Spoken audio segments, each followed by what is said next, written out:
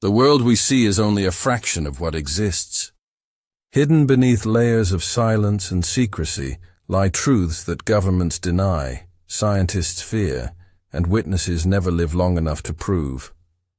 Tonight, we open one such file, classified for decades, buried deep inside the vaults of an intelligence agency that never wanted it spoken about again. This is not just a mystery. It's an erasure. The Solway Firth alien incident, the case that forced the world's most powerful agency to question if the threat was from beyond our world or within their own. Our story begins with a single photograph, an innocent image taken on a calm spring afternoon.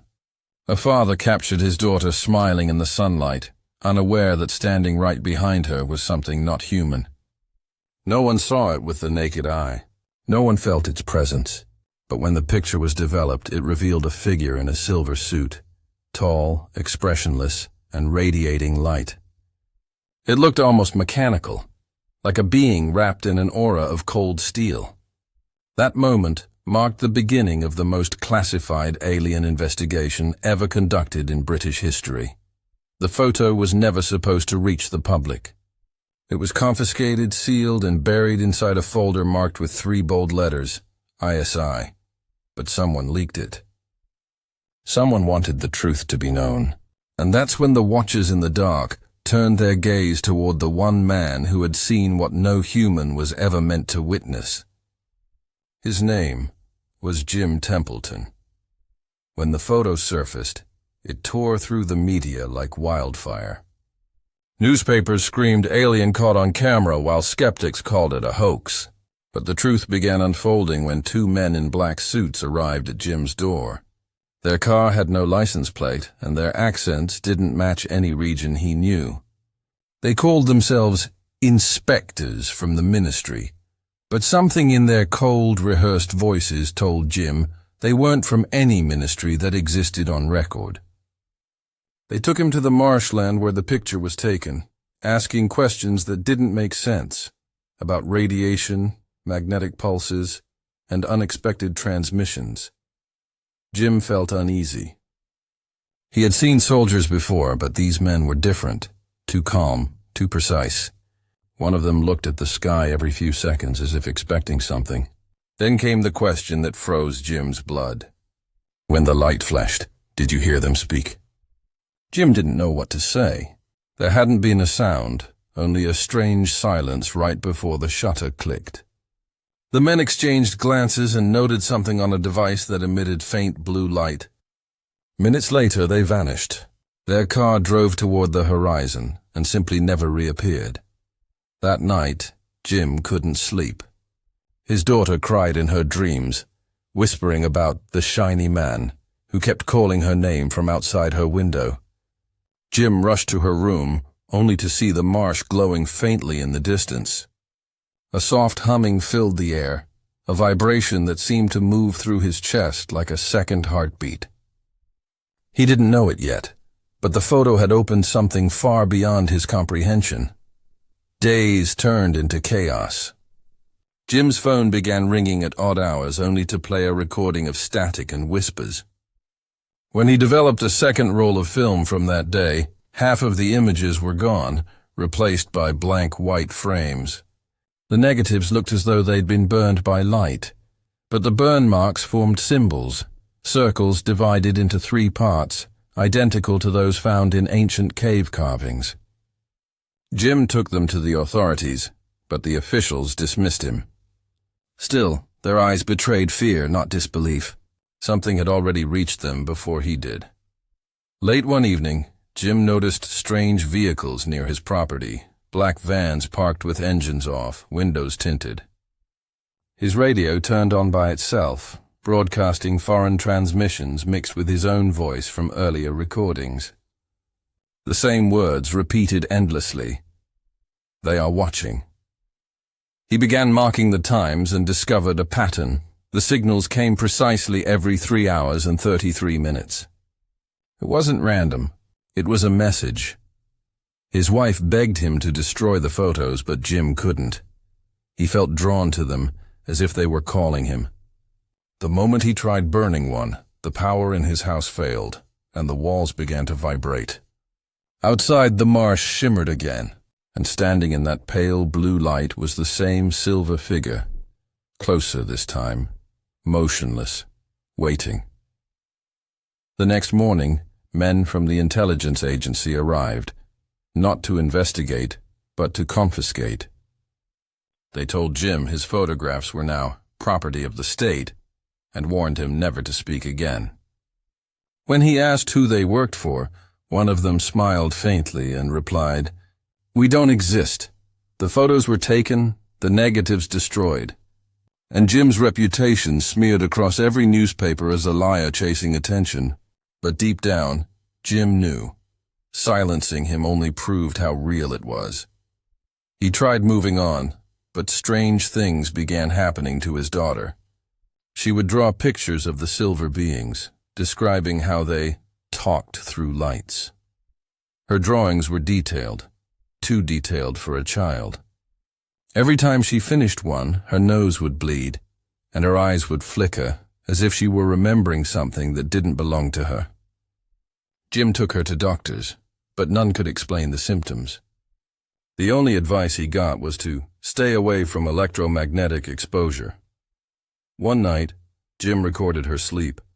At exactly 3:33 a.m., the footage glitched, showing a blinding flash. For a single frame, the camera captured the same white-suited being standing beside her bed. And in that same instant, Jim's reflection appeared in the window, eyes wide but behind him. Another reflection, smiling. Months later, Jim began receiving coded letters with no return address. Each envelope contained strange coordinates and short phrases like, "Watch the sky," or "The gate is open." He followed one of the coordinates, leading him deep into the marshland where he found 3 circular burn marks in the grass, perfectly aligned. When he touched the ground, it pulsed beneath his hand, alive with an energy that felt almost sentient. That night, the sky turned a deep electric blue. Birds stopped singing. The wind froze mid-blow. From the horizon rose a column of light, spinning slowly like liquid glass. Jim felt drawn toward it, every step pulling him closer until he was standing at its edge.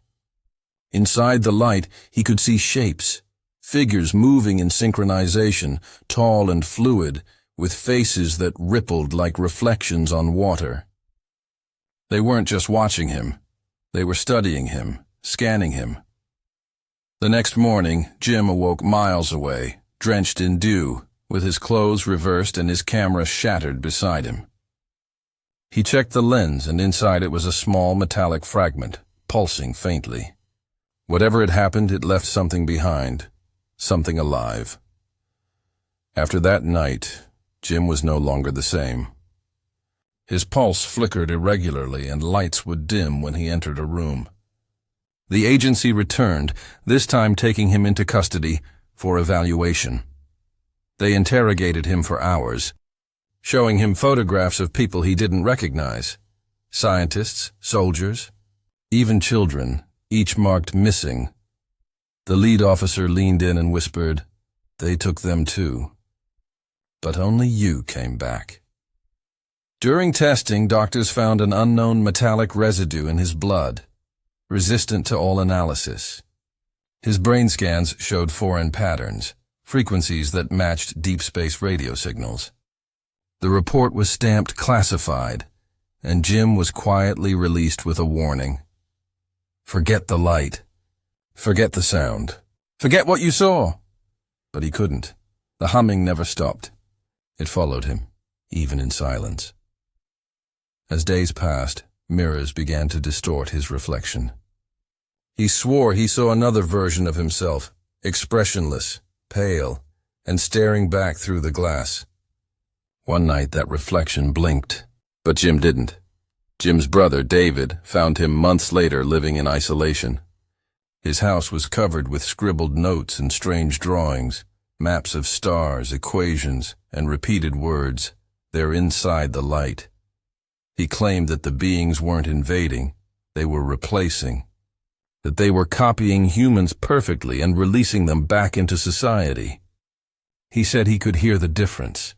Each replaced person carried a faint, low-frequency hum, inaudible to others but constant. David didn't believe him until he felt it himself. One night, as he stood near the marsh, the sound appeared, a deep vibration that made the air feel thick. Out of the mist, he saw multiple shapes moving toward him, their bodies transparent yet solid. He ran, but their footsteps made no sound. The last thing he remembered was a flash of white light, then darkness. When he woke, Jim was gone. The only thing left behind was a recording, Jim's voice trembling. "It's too late." "David, the replacement is complete." The marsh was sealed off days later, declared contaminated by unknown radiation. Locals claim to see blue lights rising from the area every few months, always at 3:33 a.m. Those who ventured close vanished or returned, changed. Eyes vacant, voices hollow. The government denied it all, yet secretly expanded the perimeter. Satellite images showed unusual energy spikes, but every file related to the incident was later redacted. Meanwhile, whispers spread through the nearby towns. Farmers found metallic fragments embedded in their soil, pulsing faintly at night. Radio operators intercepted low-frequency signals repeating one phrase in binary code, "We are home." Those signals matched none from Earth. One witness, an old fisherman, swore he saw Jim standing at the edge of the marsh one night, holding a broken camera. When he called out to him, Jim turned slowly, smiled, and said, "The picture's almost complete." Then he walked into the fog and disappeared forever. Decades passed, and the story faded into urban legend. But in 1987, a journalist uncovered a locked box labeled Project Silent Sky. Inside were undeveloped film rolls from Jim's confiscated collection. When processed, the images revealed something horrifying. 3 tall silver figures standing inside Jim's house around his chair, all looking directly into the camera. In the reflection of the window was Jim's terrified face, frozen mid-scream. The journalist vanished 2 days later. His car was found near Solway Firth, headlights still on, radio whispering the same static hum that haunted Jim. The agency denied any involvement, but locals knew better. They said once you see them, they mark you, and once marked, you belong to them. The area remains restricted to this day. Every year, on the anniversary of the photograph, a single pulse of blue light shoots into the sky. No one knows what it means. Some believe it's a warning. Others believe it's an invitation. In 2019, a leaked document surfaced online, allegedly an internal report from a covert branch of ISI. It described an unidentified biological intelligence capable of mimicking human DNA. The file referenced Solway-class entities, suggesting they've infiltrated human population since the 1960s. It ended with a chilling note. Containment unsuccessful. Observation ongoing. Hours later, the document vanished from the web, and the account that posted it was deleted. Researchers who downloaded the file reported strange side effects: electronic interference, corrupted data, even sudden nosebleeds. One claimed his computer camera turned on by itself and recorded static frames, showing a glowing figure behind him. The next day, he disappeared. His last email read, "They've found me. The hum won't stop." Even now, those who live near the Solway Marsh say the vibration still travels through the ground at night. And if you listen closely enough, it feels like something alive, something breathing beneath the soil, waiting for another flash. And that brings us to now, where silence hides the loudest truths. The Solway Firth photograph was never just an image. It was a doorway, a warning that our world isn't watched from above, but from among us. Maybe the reason no one believes it is because the ones who should aren't human anymore. So next time you see a flash in the sky or hear a low hum that seems to come from nowhere, don't ignore it. Because maybe it isn't just sound. Maybe it's them, scanning, listening, preparing. And maybe, just maybe, you've already been photographed too. If this story gave you chills, don't forget to subscribe, because what we uncover next may change what you believe is real. Until then, stay curious, stay awake, and remember, some truths were never meant to be seen.